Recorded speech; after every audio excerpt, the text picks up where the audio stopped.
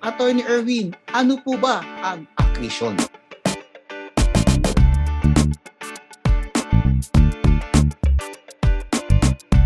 Magandang araw po sa inyong lahat at nandito na naman tayo sa Usapang Lupa na handog sa inyo ng Foundation for Economic Freedom.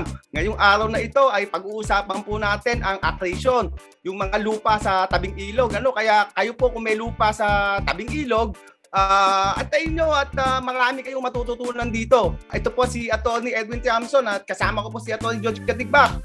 Ay, magandang araw po sa ating lahat. Ito naman po si Attorney George Katigbak na makakasama nyo dito ulit sa Usapang Lupa. Simulan na po natin ang tanungan. Ito po ang ating tanong, Attorney Erwin, ano po ba ang accretion? Ang accretion ay ang unti-unting paglaki ng lupa na nasa tabing ilog dulot ng pagkapal ng mga deposito na nanggagaling sa pagdaloy ng tubig ilog. Ang paglaking ito ay hindi dapat gawa ng tao, hindi dapat ito tambak. O di kaya ay may inilagay kang isang structure doon na kung saan sinalo ng structure na ito ang mga siltation na nagpakapal dito sa ilog. Dapat ito ay hindi gawa ng tao. Dapat ito ay dahan-dahang proseso ng paglaki. Ang tawag po sa lupa ng mga taga-tabing ilog ay riparian land. At ang may-ari ng lupang tabing ilog ang tinatawag natin sa English na riparian owner. Ang accretion po ay nasa riparian land lamang at hindi dapat gawa ng tao. Ngayon, Atty. George, ang tanong ko sa iyo, sino ba ang may-ari ng accretion? Ito ba ay pag-aari ng gobyerno o ng estado? Hindi po pagmamay-ari ng gobyerno o estado ang accretion. Ang accretion po ay pag-aari ng may-ari ng lupa na katabi ng kung saan accretion ay naganap. Ang sabi po ng batas, ito po ay private property. Nung sinasabi mo kayo ng riparian owner, yan. So hindi po ito pagmamay-ari ng pamahalaan o ng estado. Halimbawa po, si Juan de la Cruz ay may lupa sa tabi ng ilog.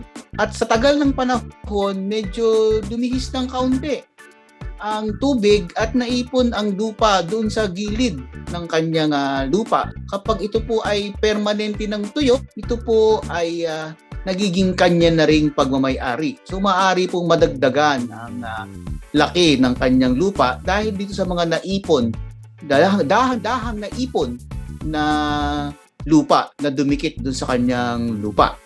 Ang sunod naman pong nating katanungan, Sir Erwin, ay natitituluhan po ba itong mga accretion?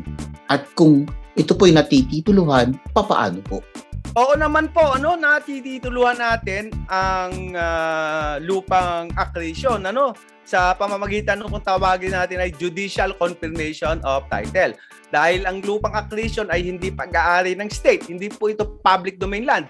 At ito ay pag-aari na ng riparian owner.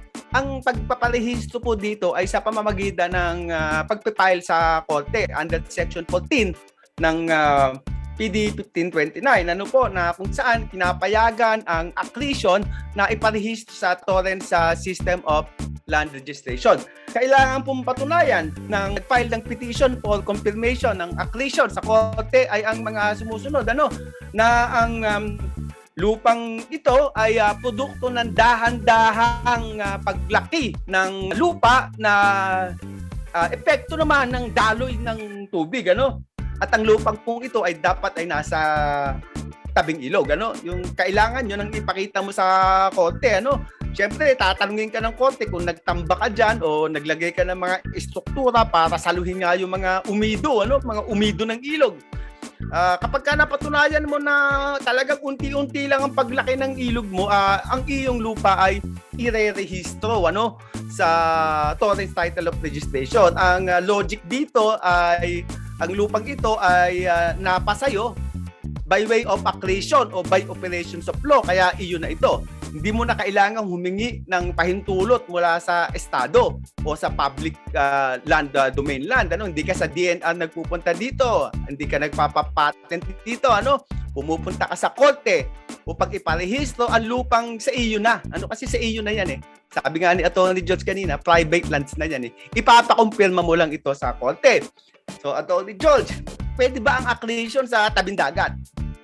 Naku, Sir Erwin, yung pong accretion ay hindi maaari sa tabing dagat. Ang lupa po sa tabing dagat ay yung tinatawag nating littoral land. Wala pong accretion sa littoral lands dahil lang binibigyan lamang po ng batas ang karapatang magmay-ari ng lupa sa tabi ng tubigan ay ang mga riparian owner o mga taga-tabing ilog. Hindi po isinama ang mga taga-tabing dagat. Kapag lumaki po ang lupa ng mga taga-tabing dagat, ang lupa po ay pag-aari ng gobyerno o ng estado at hindi po ng taga-tabing dagat o littoral owner. Ayan na. Huwag po kayong malilito sa littoral at riparian. Ang littoral po ay tabing dagat. Ang riparian naman po ay tabing ilog. Riparian are river. Yan po ang aking para matandaan yan. Yung po mga tabing ilog lamang po ang may right of accretion sa ating batas. Hindi po kasama ang mga nakatira sa tabing dagat. Sir Erwin, ito naman po ang sunod na katanungan. Paano naman po kung yung mga taga-tabing ilog ay gumawa ng riprap o nagtambak sa kanyang lupa sa tabing ilog? Ang riprap po ay para po itong self-defense. Depensa po ito ng may-ari ng lupa para wag gumuho yung lupa na pag-aari niya. Hindi po dapat na nagtatambak ka sa ilog dahil pag nagtambak ka sa ilog, ito ay reclamation na at bawal 'yon. Pero kung poproteksyonan mo lang yung lupa mo sa pagragasan ng tubig, lalo ngayon na monsoon rain na parang talagang dumadagsa, pwedeng mawasak yung tubig mo, anurin ng ilog, maglalagay ka talaga ng riprap. Ngayon, Atty. George, marami pa tayong pag-uusapan sana, kaya nga lang si Direk ay kumakaway na naman. Ito pong muli si Atty. Edwin Camson na nagpapasalamat sa patuloy ninyong pagtangkilik dito sa Usapang Lupa na handog sa inyo ng Foundation for Economic Freedom. Ito naman po si Atty. George Katigbak. Paalam po, hanggang sa muli. Stay safe.